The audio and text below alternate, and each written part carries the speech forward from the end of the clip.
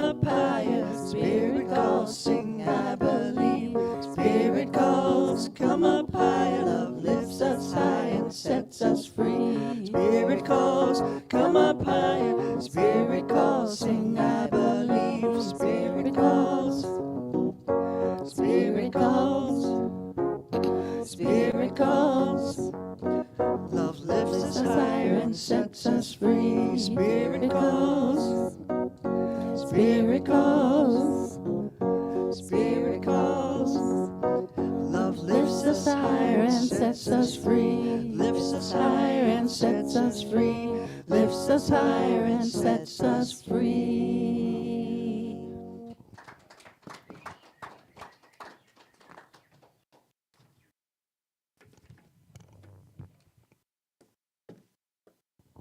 Good morning, everyone. I don't have time for a costume change, so it's my next gig. So, for new listeners, if you haven't already, please silence your phones. Thank you.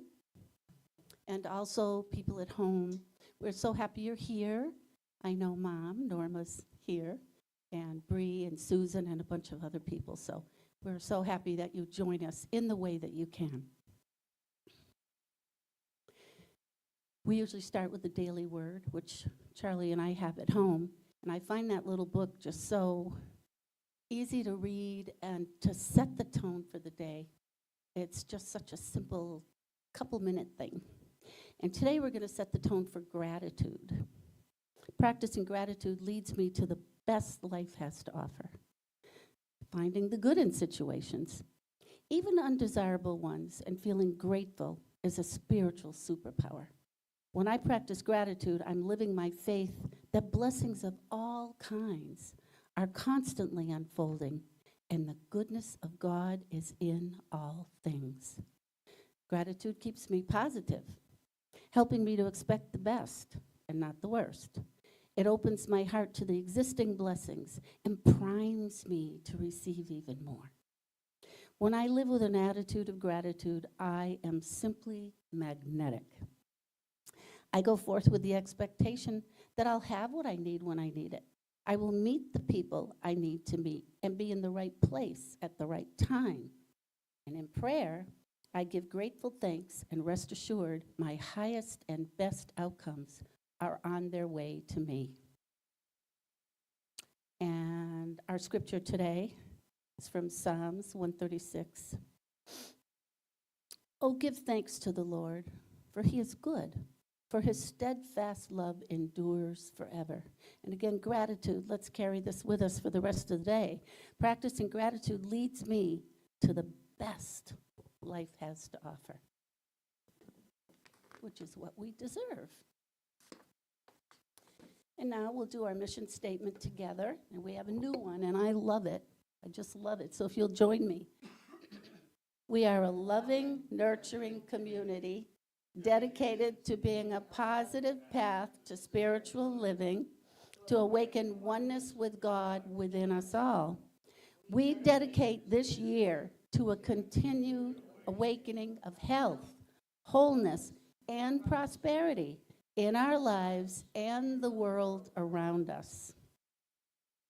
It's another thing to kind of just focus on, isn't it? Dedicate your life to awakening health, wholeness, and prosperity for us, but also for the world. So after our service today, we'll share fellowship with food and conversation. We have some of the best joke tellers around, I will tell you that. The jokes are worth it alone. And so we broadcast live on Facebook and our YouTube channel. And if you want to visit our webpage at www.unityoftheseacoast.org, it's all set up very nicely. The buttons are just there. Just hit Facebook or YouTube, and it will bring you not only to the live service, but you can also go to archived services and articles to read and a lot of other things. And at the bottom of that page, there is a donate button. Part of our prosperity is receiving your generosity, your love, your support, in all different ways. But donating what you feel we've inspired you for really helps us to keep this roof over our head and the lights on and internet and all those bills you have at home we have here too.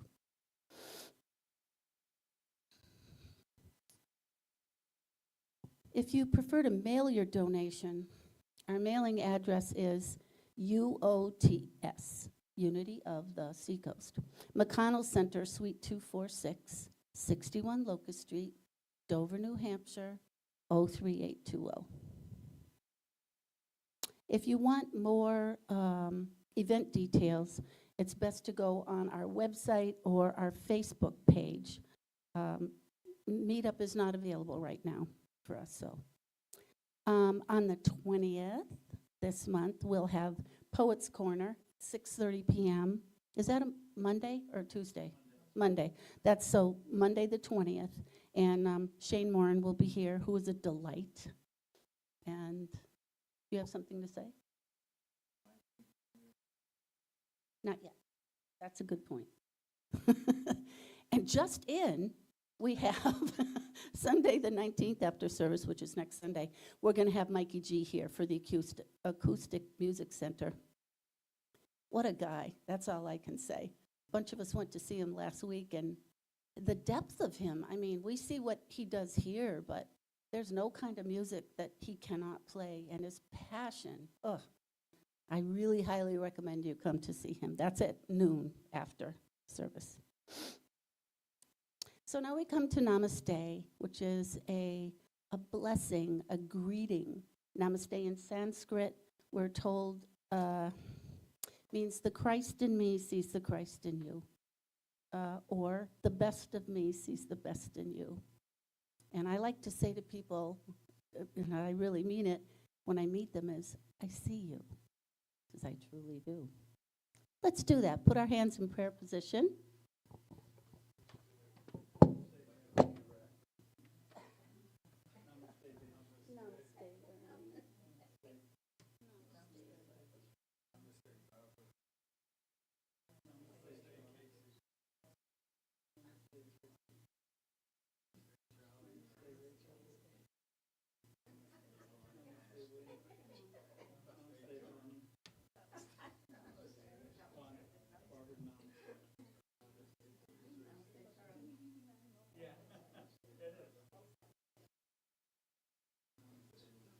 Everyone looks at you at once and you're like, you don't know which way.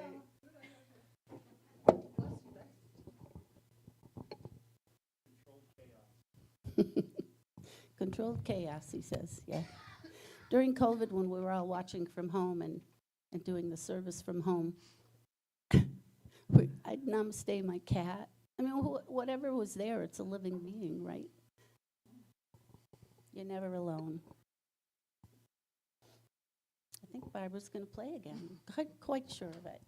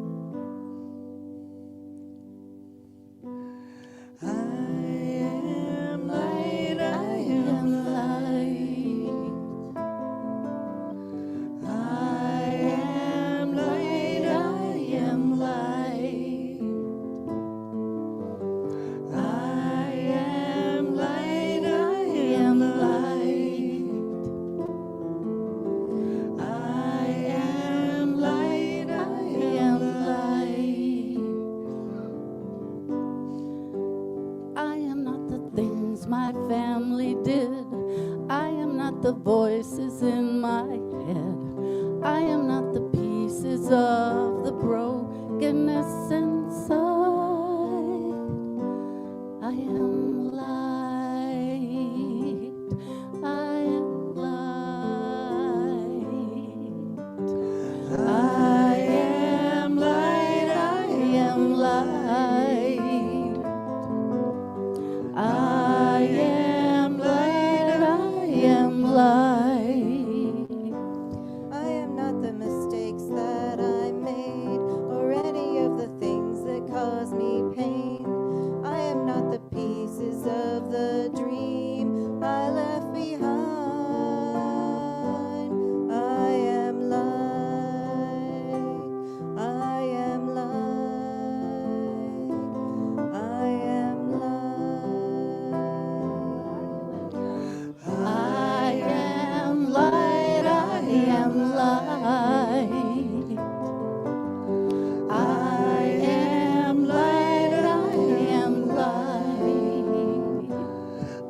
not the color of my eyes. I am not the skin on the outside. I am not my age, I'm not my race. My soul inside.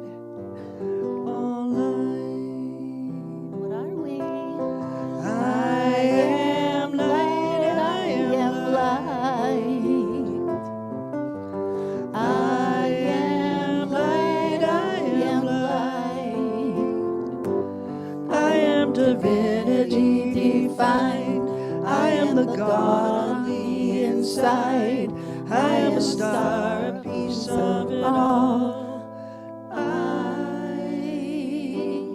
am light.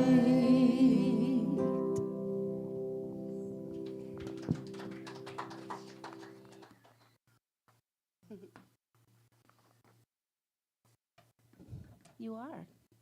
And even when you don't realize it, other people can see it. And that's what we're here for, to shine that light, to step out in front and be the crusaders of love. Right, Bonnie? That's what we're here for, loving kindness.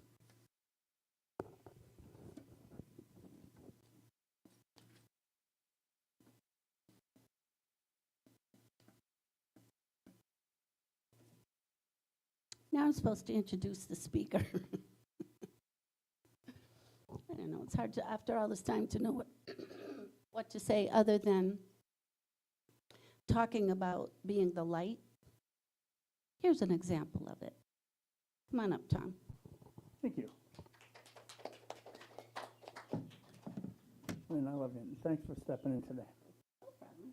And my guy, I've never heard you just really go out a song like you did just here. That was awesome.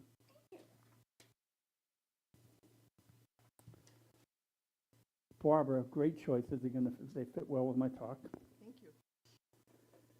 I'm going to sit again because I am still in AFib. They gave me some stuff to try and control it. It hasn't done it yet, and we'll see what happens over the next week. A couple things I want to hit before I start my talk. First of all, thank you everyone who came to see Mikey. If you've never seen him in a setting like that, it was just amazing. He has this ability to raise his level, and he sold the place out,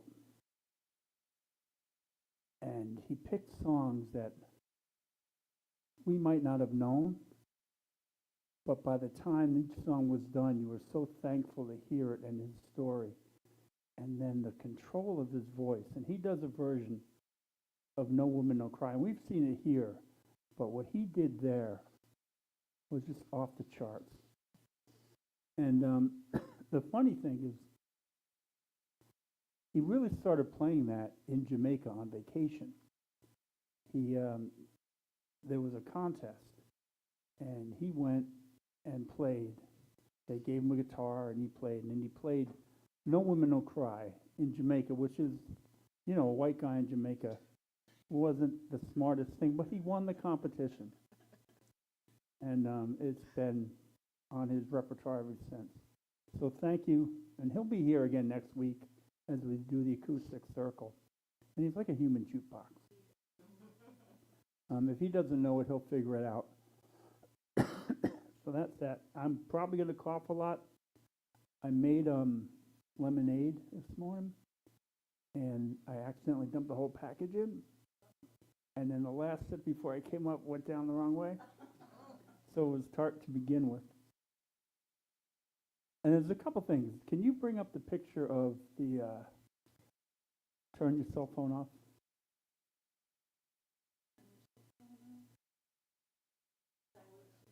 The one with Ginny? Isn't that the cutest picture of a dog you've ever seen? That's my daughter's newest dog. And I could look at that all day. Ginny. For Virginia. And then can you bring up the mission statement again?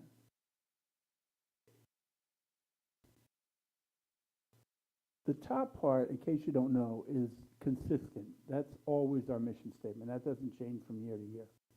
The bottom part, we change each year, starting last year, to represent what we want to focus on during the year. And this year is health and wholeness and prosperity, not only with us, but with the world around us. And it's important to incorporate the world around us because it comes back to us as well. So that's good, babe. One of the things I would also like to do in the next few weeks or a month is do another movie after a service. We did that. We haven't done it enough, but we've done it.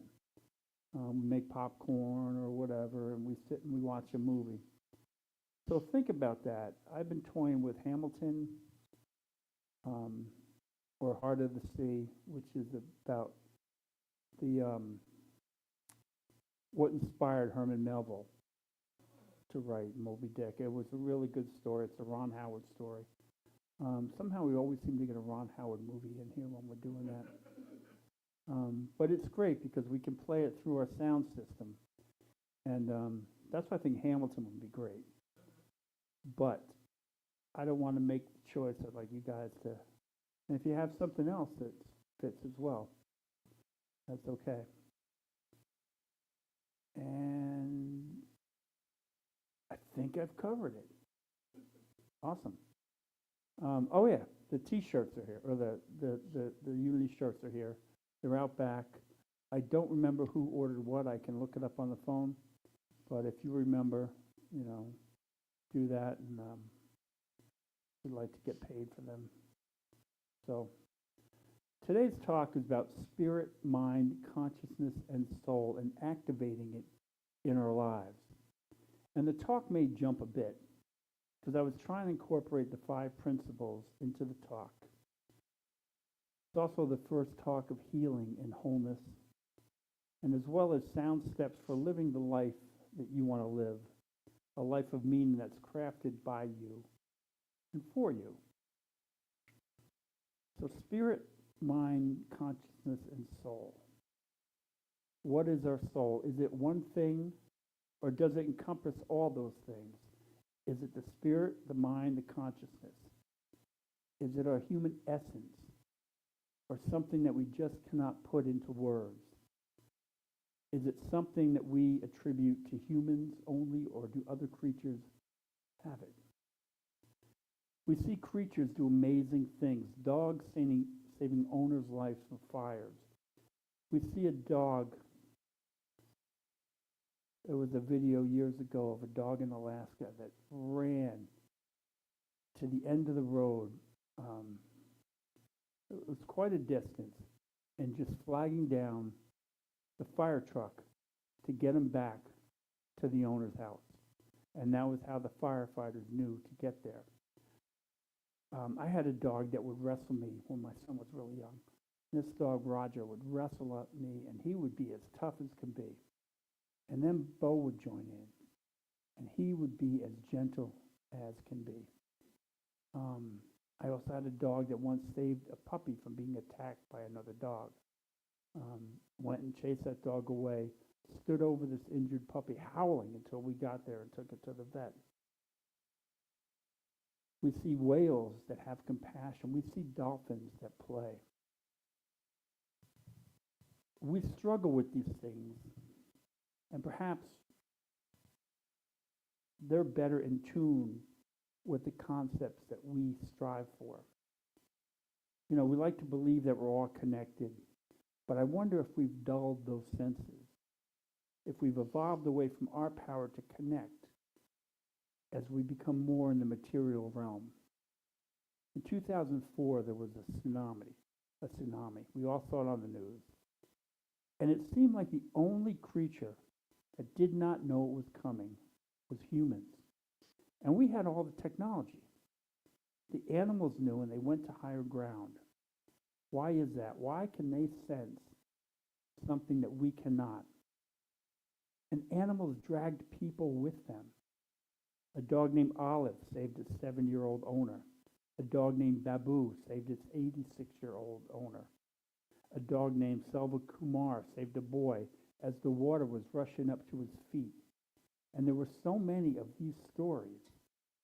Do these creatures have a soul or a consciousness? Is there more going on that we understand? And if so, how are we so out of touch with our connection and other animals have it? What we do here is try to connect to something that is greater than us, something to give us a meaningful life. And are we further away from that connection than other creatures? Have we diluted our senses by creating more and more material things, more things to occupy every moment, every thought, not allowing the silence of the moment to creep in and to recharge us? Have we dampened part of our soul? Our soul is that place where everything collides, our spirit, our mind, our consciousness, our moral center, our compassion, our empathy, our wisdom, our health, our quantum connection to all that exists. In the human spirit, as far as we know, to exist is to be conscious, and to be conscious is to exist. But how conscious are we? Are there degrees of consciousness? Are some people moving through life smelling all the roses, while others are just adrift, not lifting their heads up at all, not enjoying life? Or maybe they are quite conscious, we just see it different. I think both may be true, and also somewhere in the middle. I know I drift some days, while others I'm on fire. I do think I try and live most days in the moment, trying to take the steps for my best life. But I have help. It's part of my job. I'm a minister. I have to study. I have to pay attention to what I'm studying or what I'm reading. I have to be in the moment so I can come up with some kind of talk every Sunday. Some talks go over well. Some talks leave my lips, land on the floor. And the funny thing is, I do not know which ones. I've had talks where I've gone, man, this is the best talk. And people go, yeah, it was nice. Yeah. And other talks where I think I'm mailing it in because I just didn't prepare the way I did, and I'm doing it off the cuff. And something flows through, and people go, oh, that was a great talk. Wow, thank you. I remember probably like my third or fourth talk here. I just was lost the whole talk. And I forget what it was about. But later that week, we were driving to Maine, and I got a call from a member of our church saying, oh my God, that talk is resonating so much. So again, I have no idea, but I try to give the best of myself to be in the moment when I'm studying, when I'm writing, and when I'm speaking. So that helps a lot. But for each of us, our goal is to try and be in every moment possible. But it's hard work. Some time ago, and here's where we start to drift topics, but they all do connect. Some time ago, atoms were considered the smallest particles in the universe. And then we got this idea to split the atoms. And what we learned is there are things called subatomic particles. Particles, they did not come from just splitting. They've always been there. They've always existed. But we were able to examine them when we split them and we wanted to see them. And they're quite unique because they behave in ways that we know exist, but they behave in ways that we never knew could exist. Or better stated, they act in energy waves.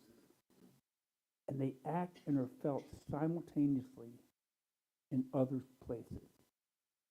And this is called quantum non-locality. It's the information or energy being transmitted and received instantly. Now, these quantum particles oscillate or vibrate, and the vibrations vary.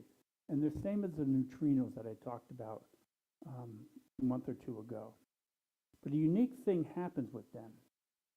They vibrate, and as their vibration becomes bigger, They attract vibrations of similar particles till they vibrate the same, and then they form a molecule. And then they start to form the material world. They become all those things that we see, hear, feel, and touch. They're building blocks of the universe. And they act and react simultaneously everywhere. They are omnipresent. They are principle one, God, the great omnipresence. At least that's the way I take it. And again, I always don't want you to believe like me. I want you to believe like you. But this is the way I see this. I love when I can read something scientific and I go, boy, that's the same thing I've been thinking about. Science has a way of proving God. Remember years ago, I read a book on quantum physics, and the guy was totally non-religious at all, didn't believe in God. And by the end, after all his years of studying, he believed in God because he believed in quantum physics, and that's what he equated to God. And it's so unique.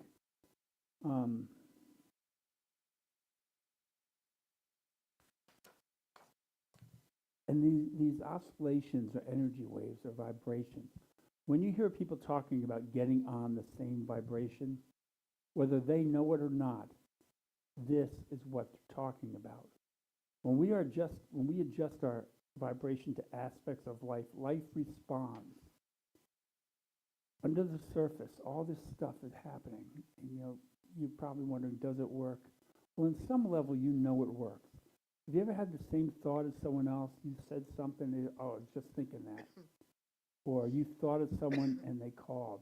Or you bought something new, like a new car, and all of a sudden, you see that car everywhere. These vibrations go out a little slow, they go out faster than the speed of light. The slower way is if you play a guitar string, a guitar across the room will vibrate on that same string. It's a similar process. So you're probably thinking, what does all this have to do with spirit, mind, consciousness? What does it have to do with the essence of humanity? And what does it have to do with our souls? I think this is the beginning to our understanding the connection to it all.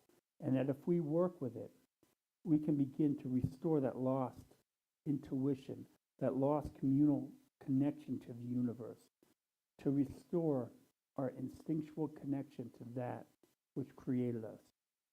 And when we have this connection, we have it flowing, I think we are tapping into the source of what our soul is.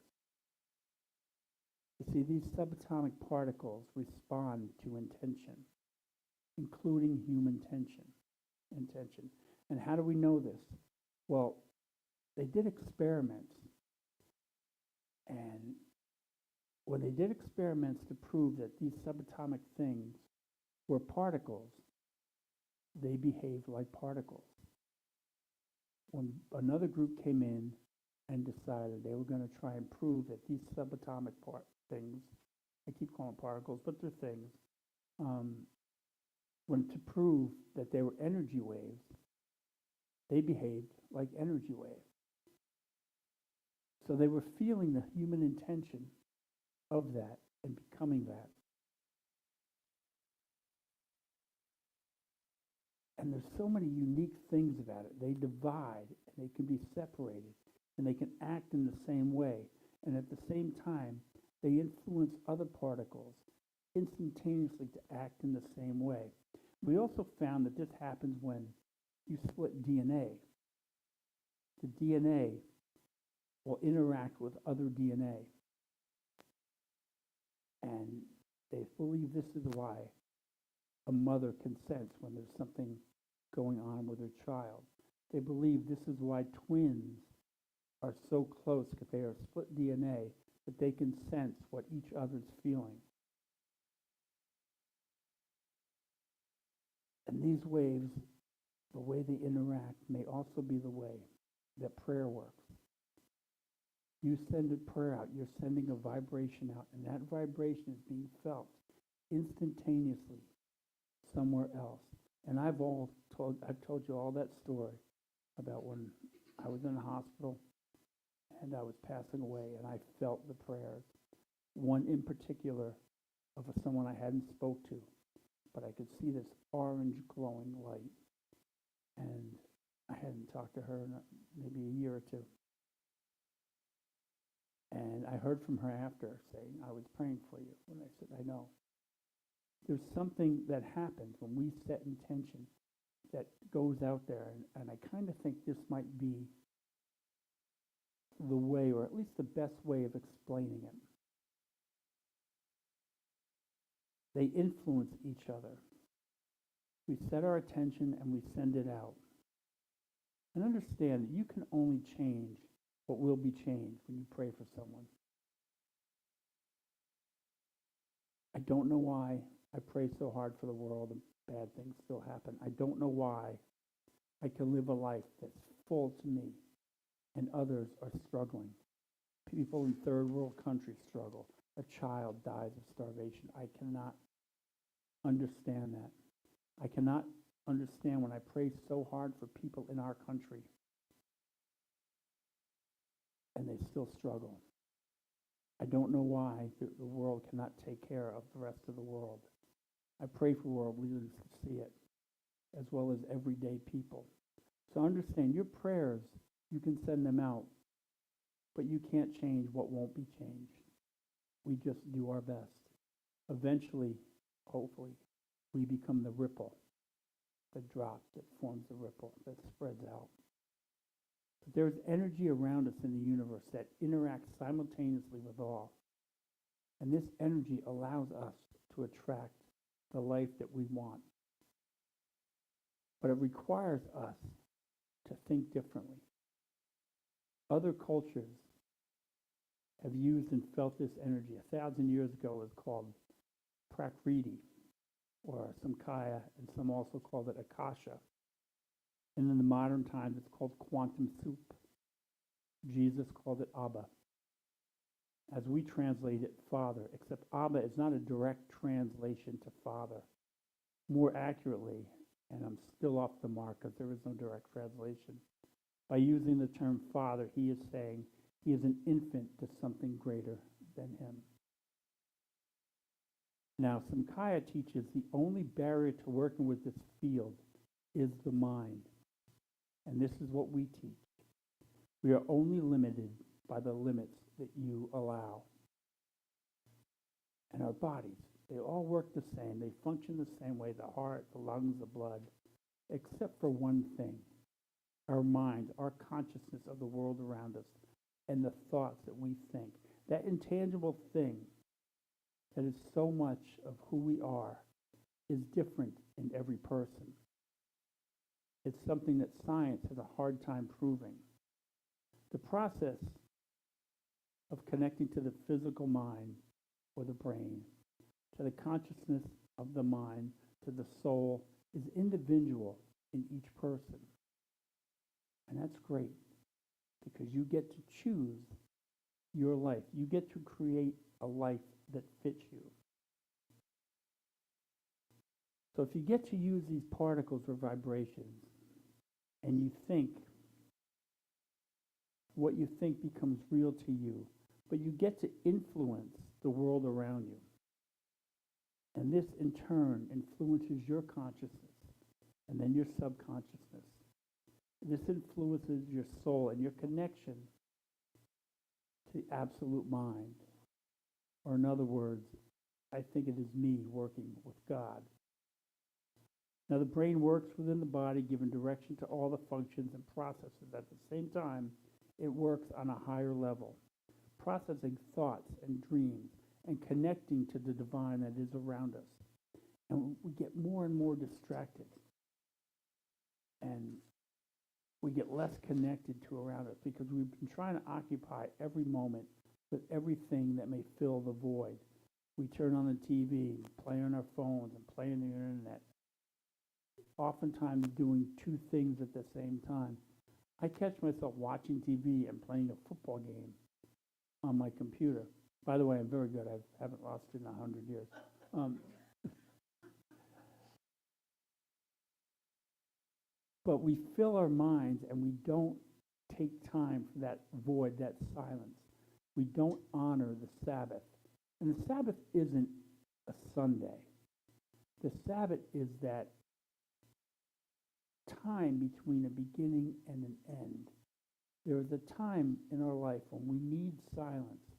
We need to allow our soul or our subconscious to connect with the existing world around us. This silence is where we open up and all these subatomic particles start to vibrate on what we are focused on. You know, they have a job to do. They are going to vibrate. They're going to oscillate. They're going to do what they do, whether you like them or not. So let them do their job on you. All these things are interconnected. Your spirit, the spirit of the universe, your consciousness, your subconsciousness, your soul. One reason that we focus on breath when we meditate is because it's a direct connection between the conscious and the subconscious. When you breathe subconsciously, your body will breathe on its own. And it will even speed up or slow down as you need it, depending on your mood, your activity, your dreams. But at the same time, you can consciously control your breath. You can slow down your breath. You ever wake up from a scary dream and your heart's racing and you're breathing? You can control your breath and bring that back, and that is your conscious and subconscious colliding. So it's like a little portal. So we focus on our breath, and then we allow the silence to happen. I do guided meditation here because it's hard to do a silent meditation. We would lose everyone watching. But take time to figure out your own silent meditation routine. Take time to restore that connection and hear what your body's telling you, what your mind is telling you. Hear the feedback you're getting from that connection. It's amazing because that's where it all starts, and that's where you send the best of you out to the world. And when you send that out, it comes back to you. You know, thoughts and mind bring about in kind. And knowing that all these things happen, knowing that science can prove it, wouldn't you want to use all this for your own benefit? Whether it's financial or health or happiness or a better relationship or making the world a better place. You have the ability to act upon this. That is principle number 3. We are co-creators with God, creating our reality through our thoughts and mind. And this is where the 5 principles come in. You know, it's not enough to know, we must do the work. Principle 5. Are you doing the work? Nothing happens without principle 5. There's no dream house, there's no car, there's no healing, there's no weight loss, there's no new relationship. Nothing. If no work is done, then what's the point? So start to be grateful for what you have in life. If you don't think you have much, you always have something. If I was homeless, I'd be grateful for the blanket. We always have something that we can be grateful for, even if it is our next breath. I know if I'm hungry today, there's food out back. I know I have so many things in my life that I can focus on. Even in my darkest moments, I could find something wonderful to be thankful for. We need to move away from the thoughts of lack. We need to move away from what's going wrong in our life. Let all that cruddy stuff that's in your mind, let it go. Like attracts like. So if you're focused on lack, or I don't have enough money, or my health is bad, or I can't find someone to love me, or whatever it is, like attracts like. So you're going to get that back. So be grateful for what you have. When you show the world you're grateful, and you're happy for what you have, it sends you more things to be grateful for. And I would like to say, if you don't like what you got, why would the universe send you more? Next, change your outlook. Begin with forgiving. Forgive anyone and everyone that you've allowed to hold power over you. If you're carrying anger, let it go. Otherwise, those angry vibrations are going to come back to you. You're going to be stuck in that cycle. Science says you will get more. Always remember, forgiving doesn't mean forgetting. It doesn't mean being a doormat. It's saying that you're not going to carry the weight of that negative thing anymore. Forgiveness is a huge emotional shift. But you begin to attract more happiness in life. And try smiling when you forgive. Try smiling when you do anything. Let go of all the drama in your life. Stop talking about it. Stop focusing on it. Stop telling your friends about it. Just put it aside. If people don't treat you as you would like, I don't care if it's my family or friends, let it go. The more I let go of drama, the closer I get to people. You don't have to carry drama with you. When you're around those people, think loving thoughts. Change the way that you talk to them. If they're going on about their drama, stop them. So what else? What's good going on in your life? And do this over and over until they stop dumping on you. Tell them they look nice. What a wonderful sweater. Change the relationship dynamic. And if they don't change, take a step back. Again, that becomes under principle things.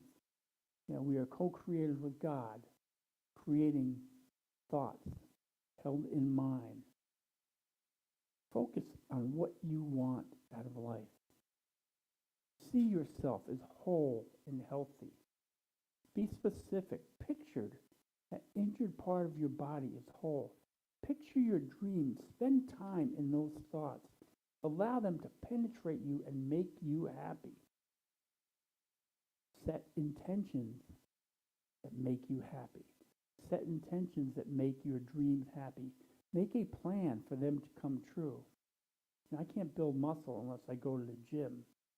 I can't take a vacation unless I put money aside or change my spending habits. I can't meet new people unless I go out and immerse myself in the world. If you don't like the people you are meeting, then go to places where that type of people you want to meet hang out. Go to meetings. Join a bowling team, a writer's circle. Take a class. Create events. I don't know what it is for you, but I do know whatever interests you have, there are others with the same interests. They need you to be part of them as much as you need to be part of the group. And think happy thoughts. I know this is hokey, but do it. Think happy thoughts about all aspects of your life. Watch more comedies. Listen to music. Do things that make you smile. Turn off the things that negatively affect your mind. Listen to positive books or read books that you're interested in. There's a song, a line, I'm not going to get it right. It's from The Edge of 17 by Stevie Nicks. Basically, in a storm, the sea changes color, but the sea does not change at all. See, the sea is reflecting the anger of the storm. On a calm day, it is beautiful. On a stormy day, it is dark and gray. What are you reflecting? If you're reflecting happy thoughts, you're beautiful to the world around you. If you're reflecting angry, stormy thoughts, you're quite a lot less beautiful to the world around you. Affirm what you want out of life. See it as happening. Picture yourself in that new pool. Picture yourself with that new love. Picture yourself in your new hobby. I've been talking to Casey about finding pottery classes so we can do pottery. Cook that new recipe. Picture your feet crossing the finish line. Picture yourself holding everyone's attention while you tell your story. Picture a publisher telling you yes. Whatever it is, picture and affirm it often so it becomes clearer and clearer. Deny those things that limit or take away your power. Stop thinking you're not enough or you don't have enough. Each time these thoughts pop in, recognize them as a lie and deny them. When you think you don't have enough, simply think or say, lack has no hold on me, and I am prosperous and I live in abundance. Deny the feelings of inadequacy. I don't let feelings of inadequacy have power over me. I am enough. I am perfect. I am born from perfection into perfection. Anything that negatively affects you, you must learn to deny. Do not let anything put a limit on you. And you know all the things that limit you. And you rationalize these things away. I can't have this, or I can't have that, or yes, but. It's your dream. Why rationalize your dream away? You're the one who creates the dream. Why would you take it away from yourself? You don't have to do that. Deny the things that take away your dream. You're only limited, again, by what you let limit you. You know when you've spent that special trip money. You know when you've rationalized spending away. Be honest, each time you've taken the steps away from your dream. You know when you've cheated on your diet. Losing weight is hard. Doing all these things is hard. But you know when you've let that slip away and you start to rationalize it. You cheat on your diet, get back on your diet. You cheat on your savings, get back on your savings. Put that dream in the forefront of who you are. Whatever it is, you want to get that dream so clear in your mind. I've told you the stories about the motorcycles, the exact ones. I've told you the story about the guitar. Going in, playing that guitar every Sunday, hiding it in the back. Every week they would put it back out front. And every week I'd come put it back. Till the one day the guy goes, you want to buy this? It's $3,189. Yeah, I want to buy it. And he goes, make an offer. I walked out of there with that guitar for less than half the price. And then went to my bank just to make sure I wasn't in trouble. Found out I had made an error. I was able to go back and buy the PA system I wanted. It was the exact PA system I wanted. So it all works out. Set your intention. I don't know how it works or why it works, but it works. That salesman met me at something that I can afford. He had no business doing that. But the intention was set, we had a plan, and it worked. I was attracting what I wanted every week by going in and playing that guitar. That vibration was out there, that it was going to be mine. And I knew that was going to be mine the very first day I walked in that store. The next is to give. Give 10% to that which inspires you. When you tell the world you're abundant, the world recognizes the abundance in you and sends it back. And when I did that guitar thing, I had taken a prosperity class. I was asked to give my sister-in-law a ride to that prosperity class. I had no idea that she had signed me up. And it was a 10-week class, 2 nights a week. And part of that was to give 10% of what I took in during that time. But I trusted Diane, the minister, enough to say, okay, if she told me to do it, I'm going to do it. You give 10%, you show the world you're abundant. And that abundance comes back to you tenfold. I don't know why 10 is a magic number. 10 seems to work. And what you're doing is you're telling the world you're abundant. So like attracts like. Now when you close off the flow of abundance, you're telling the world you don't have enough. And it responds back by giving you not enough. But when you tell the world you're abundant, it responds back by giving you abundance. Help others in any way you can make yourself available. Be available to a friend. Sit and listen. And I don't mean waiting for your jumping off point to tell your story. I mean really listen.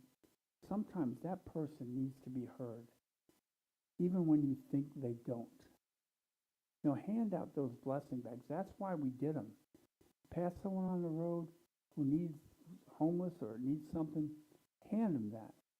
May not be what they're hoping for, but it's something. If you see someone in need, do what you can. And don't, and I struggle with this like everyone else. Don't think about, oh, if I give them money, they're going to use it this way. It's none of your business. You're just telling the world you love the world, and the world will come back and love you back. Hopefully, what you do makes a change in that person's life. If it doesn't, it's none of your business. You've done your job.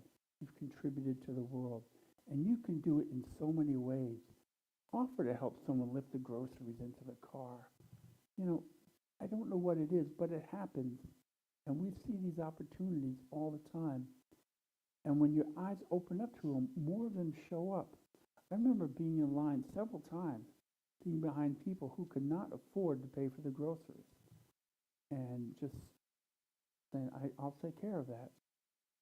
And I always thank them for allowing me to do that, because they are presenting me with an opportunity to be the best me that I can be. So why would I not be grateful for that moment?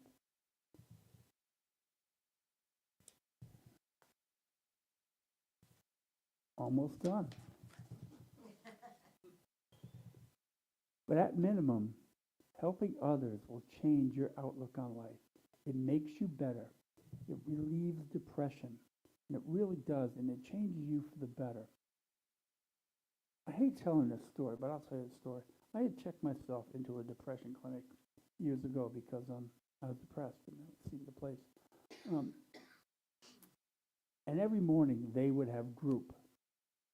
And we would go out there and we would do stupid things, be coloring and all this. And, you know, it was stuff that you would do in kindergarten or first grade. And the first day I'm thinking, I know how to color. That's not why I'm here.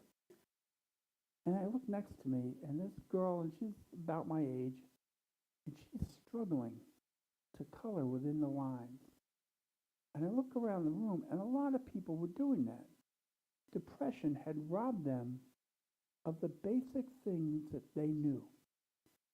And what happened is it started helping her, and other people were helping other people. And that was the point of group. It was to get you out of your head. Helping others breaks depression. It is the first step, and it changes you for the better.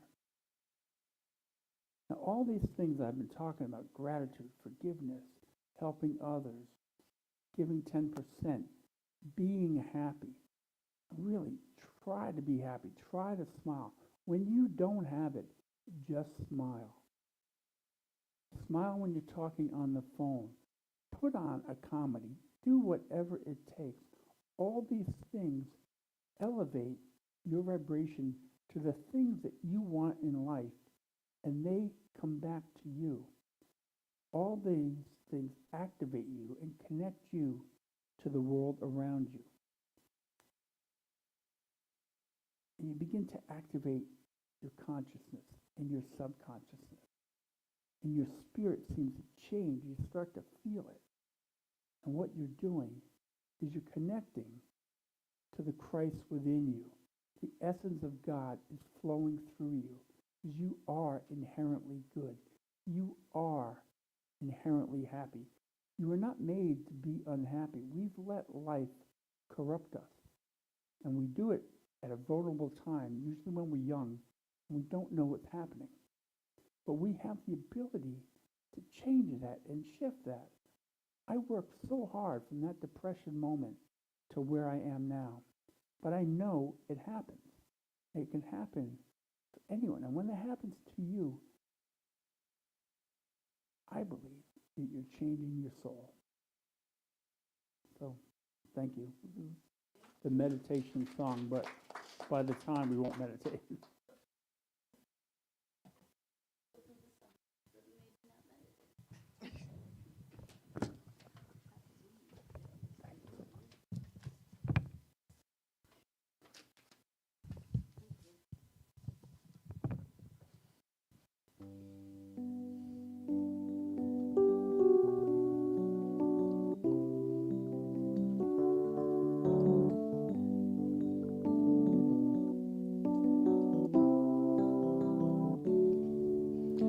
Opening to the light, we are opening up my mind to touch stars, awakening from this dream to find the nectar of silence beyond the mind.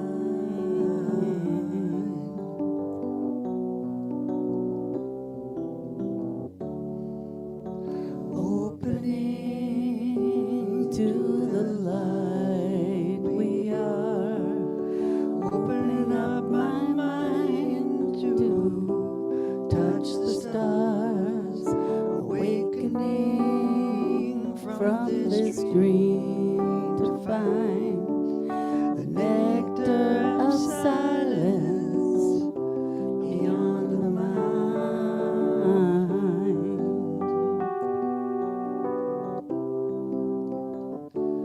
We are opening, awakening, opening, awakening, opening, awakening, opening, awakening.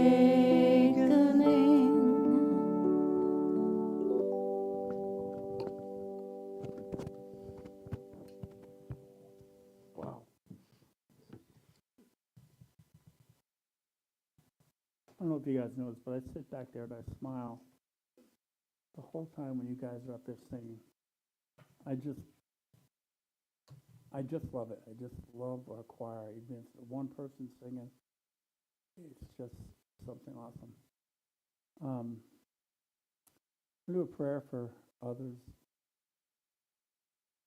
At any time in our world, there are things that are going on that people struggle with. Depression is a big one. Health is a big one.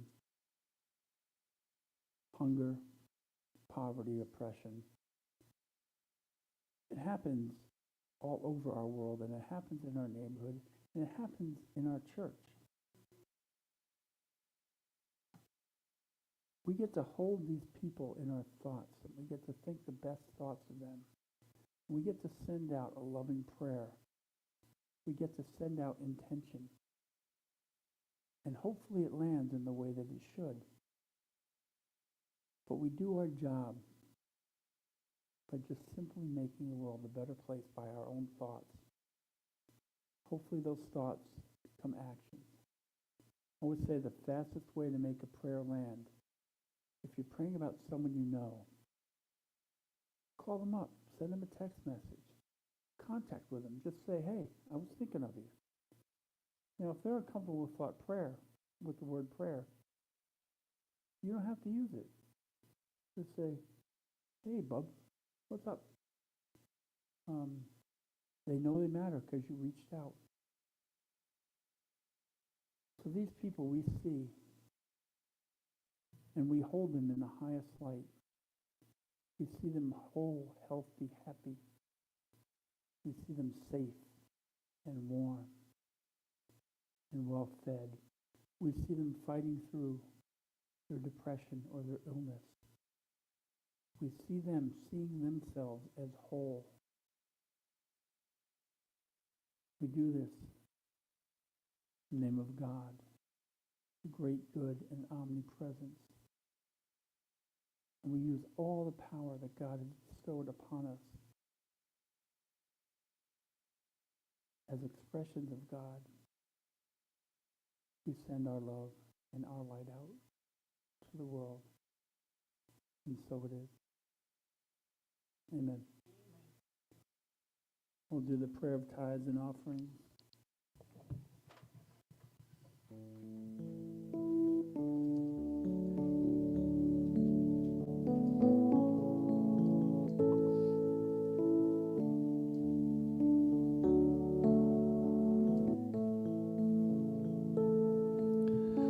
I see your light, I see your beauty, I feel your heart when I see you smile.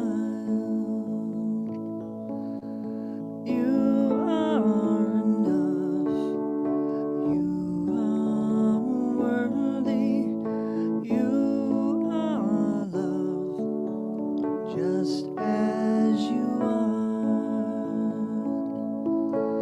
You are love,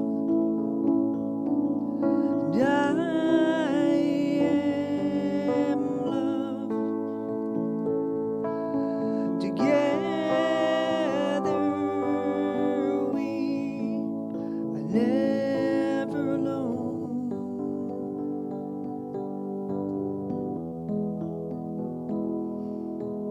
I see your light, I see your beauty, I feel your heart when I see you smile.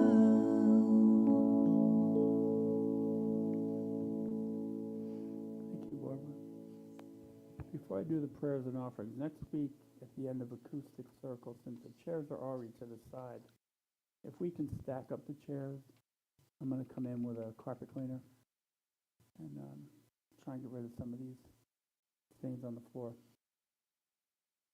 Divine love adds me, blesses and multiplies all that I am, all that I have, all that I give, and all that I receive. And so it is. Amen. We'll do the prayer of protection. The light of God surrounds me. The love of God enfolds me. The power of God protects me. The presence of God watches over me. Wherever I am, God is, and all is well, and we are richly blessed. Thank you. Join us for the peace song.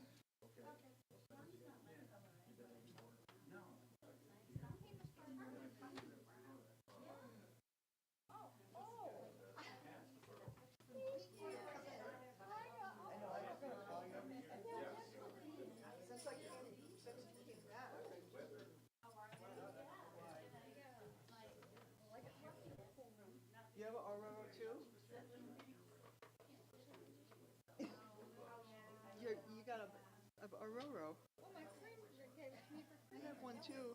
Oh, the heated one. It's heated. Yeah, yeah. I've never used it. I've never used it that fast in my life. Oh, well, is the battery charged? Is the battery in it? I got the battery in there. Oh, the battery's not in it? Oh, mine? No, you put it in here. Yeah, and then this is how you turn it on. You hold it, and then Oh, my red, goodness. red is the highest setting. Oh, my God. This is medium, white is medium, Oh, I had no and then idea. blue is the coolest. So it lasts more hours on blue because it's the coolest, and then it uses up more juice on high. And then turn it off. I had red long. The battery, my battery was almost fully charged, but I read the thing and it said, so I charged it a little more. It says to charge it all the way before you wear it the first time. But oh, it's so nice and cozy. It's on your back and yeah. You'll like it. That's what my friend. She said, oh, you get all this cold. Yeah. Oh, that's what you showed me. Because I just took that just fine. It was all figured the battery up on it.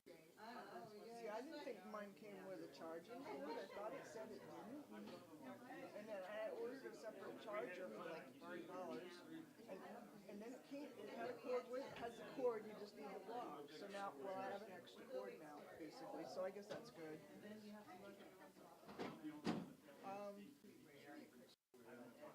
I don't know. Maybe. Probably not a bad idea to have an extra cord up.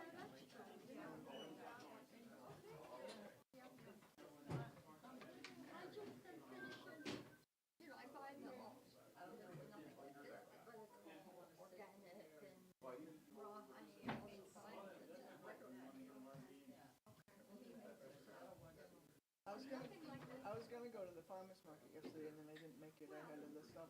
They have the farmer's market once a month in Rollinsford. Do you ever go to that? Okay, what's the farm? I haven't And then when they have a winter, they have there's a Riverside Farms. I think there's some other ones too. They sell raw honey. Yeah, at the greenhouse. Yeah, the greenhouse, Wentworth Greenhouse. They have like one last thing right on Broadway and That is where that's where that is. Yeah. oh, it's